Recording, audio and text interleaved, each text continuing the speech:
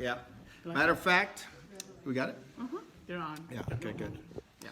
Wow, my hair doesn't look... Oh, just kidding. Sorry about that. Revelation chapter 4. Last time I was here, I remember giving brain damage on the Elohims, and I'm still going to keep doing that. I really think some of these things are so critical. Today, we're going to do brain damage on Revelation. Even this morning, someone that we know knows their Bible really well says, I started reading the book of Revelation, and I have no clue what's there. And I think that most people that I would ask might be able to give me a little cursory idea. And so that's what we're going to tackle this morning. But let's look at Revelation chapter 4. It says, it's called the throne room of heaven. If you're in Sunday school class, we talked about this throne room, okay? Here, the old throne room started in the Old Testament.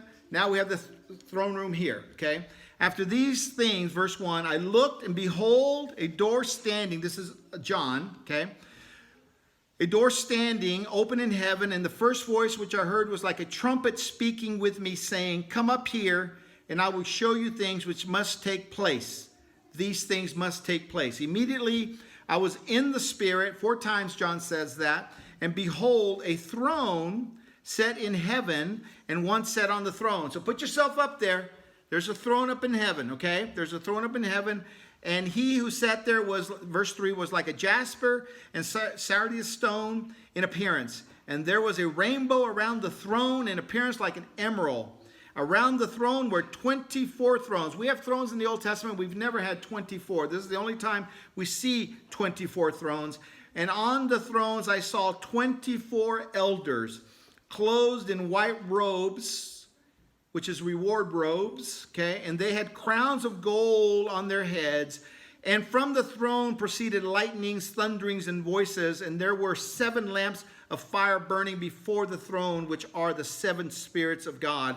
Before the throne there was a sea of glass like crystal, and in the midst of the throne and around the throne were 4 living creatures full of eyes in front and back. The first living creature was like a lion, the second living creature like a calf, the third had a face like a man, and the fourth was like a flying eagle. And the 4 living creatures, each having 6 wings, were full of eyes around and within, and they do not rest day and night, saying, Holy, holy, holy, Lord God Almighty, who was and is to come. Whenever the living creatures give glory and honor and thanks to him who sits on the throne, who lives forever and ever. The 24 elders, they fall down before him and sits on the throne, and they worship him who lives forever and ever, and cast their crowns before the throne, saying, You are worthy, O Lord, to receive glory and honor and power, for you created all things, and by your will they exist and were created. Okay? Now, it's incredible what happens to this book. That we start, I still remember being told that the scorpions in the book of Revelation have to do today with helicopters. Now remember, before helicopters came, then we had no concept of helicopters, so people were interpreting the scorpions as helicopters. So my point there is that we have so many silly things that are said about the book of Revelation. And what I want to do this morning is just give you a 10,000-foot view. Here's what I do in my teachings. I have people who don't understand the Bible, and I believe that the best book to understand what the Bible is all about is the first 10 chapters of the book of Acts. So I have this concept called 10 times 10. People who come in our bookstore, I need you to read the first 10 chapters of the book of Acts 10 times. When you're done with that, I'll give you 2 or 3 hours of my time, and I will explain to you the Bible. And you know what? Most people don't, because they don't want that. And why do I do that? I do that because when I'm talking to them about the book of Acts, and if I say something about the covenant in Acts chapter 7, verse 8, I want them not to go, oh, no, I want it to be here so that we can continue to talk. That's the problem with the book of Revelation, that we don't know it very well. We don't spend much time in it, and it's a mystery to us. And so I can only give you the 10,000-foot view, but I think I'll give you some nuggets that will help you understand the book of Revelation. I was going to ask you folks, but I'm always running out of time. So the plane is taking off, okay? So I was going to ask you folks, what do you think the book of Revelation is about? But we won't have time to do that. I know dispensationally, as a pastor, as a teacher, I know that the book of Revelation, from my mid-acts position, is written to the nation of Israel of what is coming. Not primary. It is not primary application for us today, but it's secondary application that we can learn about what's going to happen. But very few people have a good understanding of the purpose of this book. So I want to tell you where I'm going. I was taught a long time ago, there's some people out there need to know where we're going. They don't like the surprise at the end, okay? So I'm going to tell you where I'm going. What's so important about this? Where am I going? Every time I finish the message, the last page, I say, so what? I write, so what? Now that you've taken 30 minutes of these people's time, so what, Eddie? Okay? Well, I'm going to tell you that up front right now, okay? Here's a so what of this message. Hopefully, this message will help you so that the revelation will not be a mystery to you. What I'm going to give you is going to give you a nice bookend to understand. You also will see God's justice in full view in the book of Revelation. You will see how God's people are vindicated. Anyone and everyone who has ever been hurt, who's ever been abused, who's ever gone through anything, this is what the book of Revelation is about. This is about God's vindication of all the hurts and the pains we've ever had. I've always said if something would have happened to my two daughters, if somebody would have attacked them and raped them and stuff, in the flesh, I'd want to kill them. But I also know what the Bible says, that God's going to take care of that too. And the book of Revelation talks about that. Also, where I'm going is that give people hope for today. Regardless of what you're going through, the tragedies, the book of Revelation will say it's going to be okay at the very end. Fifthly, it's good theology. Every single day that the bookstore is open and that I'm there, somebody walks in and says something wrong about the Bible. Do you know that? That happened 3 times yesterday. You know, it's just 3 times yesterday.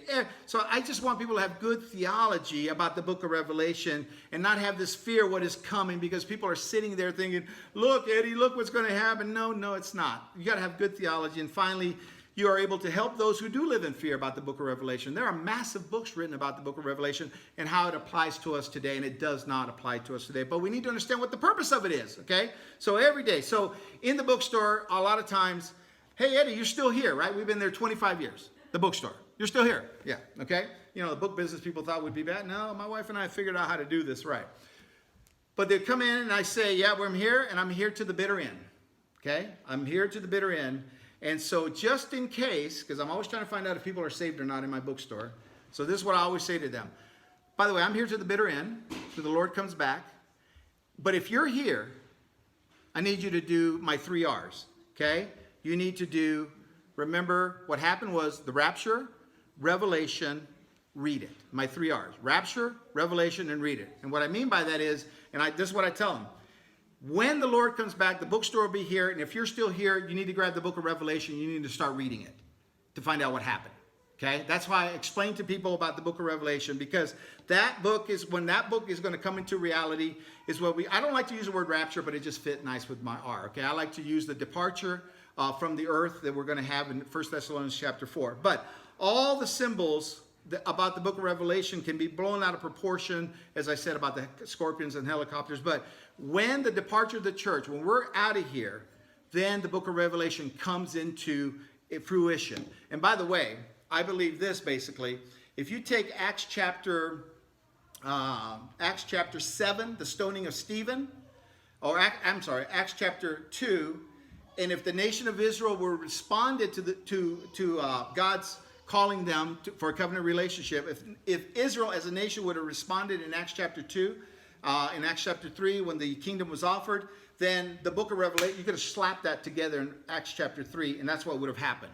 It didn't happen, so that's why we live in this age called the mystery. Okay, so remember that. So that's what's going on. So Revelation, with its vision of God's throne and the 24 elders, has just fascinated people. The heavenly throne is obvious in the scene. There's this throne there, but the actual setting really escapes people. They don't know what's the setting of this throne. So we did it in Sunday school class. I just gave one example of numerous examples of these meetings that God has with folks like you and with heavenly hosts, heavenly beings, i.e. angels. And we call those divine council meetings that God has. So guess what's happening in the book of Revelation? It is one of these council meetings that are going on. You have the king on the throne. This is a courtroom scene. And if you just go and start thinking about courtroom, why do people go to court? Well, it's usually because they're in trouble. Somebody's in trouble. Bonnie knows my favorite shows that I watch. I love my Judge Judy. She's my hero. She's so mean. She can tell people things that nobody else will tell. If a pastor said the things she says to people, he'd get fired probably. But Judge Judy can get away with it. I love that. But this is what Revelation is. It is a courtroom scene. There's a throne. There's the 24 elders. The council members are sitting there. Let me just give you one example of a courtroom scene. In Psalm 82:1, I'm just going to read it to you. God has taken his place in the divine council. We read 1 Kings chapter 17 this morning, where God is there with a group of people, both human and angels, saying, hey, what should we do about that dude Ahab over there? And so people are giving him input. So now we have this, in Psalm 82, it says that God has taken his place in the divine council, just as in Revelation, we have the king on the throne. In the midst of the gods, he holds judgment. So God, Elohim, remember I keep telling you, Elohim is not just for God's name. There's a bunch of other names, other entities that take on that name Elohim. Elohim is a place. It's a state of where you're at, which is in the heavenly. So God, Elohim, has taken his place in the divine council in the middle of the Elohim, other gods. He holds judgment. The term divine council is used to refer to the heavenly host, the pantheon of divine beings who administer the affairs of this world. That's just the way it's done in the Old Testament. This conception of divine council in the Israelite religion, they know, we can see that in the Psalms, and we can see this in many other important ways, I think. So there are many other examples of God. You know, there's a saying in the corporate world of death by meetings, right? Well, in some ways this is going to be true in the book of Revelation. But there are other examples, okay, of these divine council meetings, and that is what's happening in Isaiah here, where God is holding a tribunal, a court of justice. So in Revelation 4:5, we have the setting of a courtroom. It's a trial. The laying out of evidence, right? That's what happens in the trial. As the court watches the judge. The judge is just sitting there watching what's going on. So many Old Testament council meetings are what? Judicial in nature. There's some justice that needs to prevail here. So a trial is generally held to assess loyalty to God's contracts or the covenants that he's made with his people. And that's what he is about here in Revelation, that he has made with his people. He's made a contract, at least two that I know, the covenant of circumcision, the contract of circumcision, and the contract of the uncircumcision, Galatians chapter 2. At least two of those he's made. So he's here to see how they did with the contracts, with the covenants that he's made with his people. The trial will either lead to God's vindication, not guilty, of the defendant, or the dispensing of judgment for being guilty. That is what's happening in the book of Revelation. Especially in chapter 4 and 5, is the divine council scene that is similar to what we call this lawsuit, this prophetic lawsuit. There's a lawsuit that has been brought to God, and he is about to judge over this lawsuit. That is the book of Revelation. That is the last book of the Bible, and people wanted to throw it out of the Bible because they don't understand it. But it's so important that it's there, because the whole book of Revelation is a trial. Almost in many, many places, most of the book, you have this, you have not only the nations, but even Christians in the whole world are standing before God in this trial with him as the presiding judge. That's what's happening in the book of Revelation. God's throne room is a courtroom.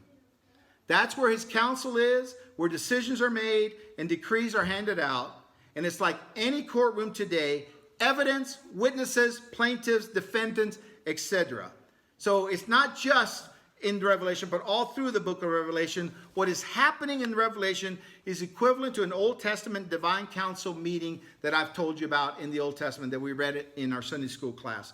The heavenly court scene of Revelation is depicting a divine council session.